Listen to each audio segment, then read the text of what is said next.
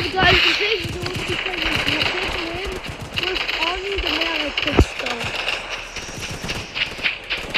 This is one of the pistols in the game.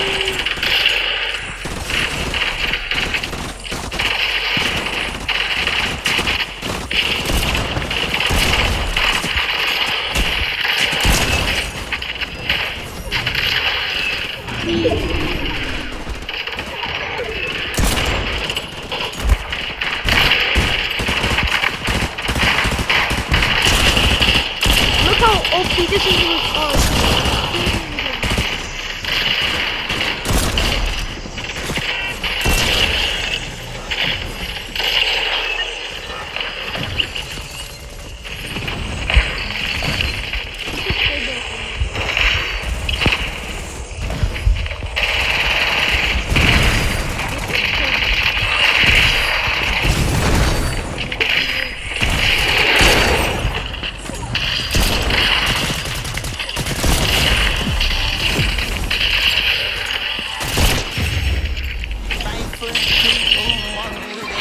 we won! That was a good video. Yeah, I'm ending the video right here, so yeah, peace out guys, bye.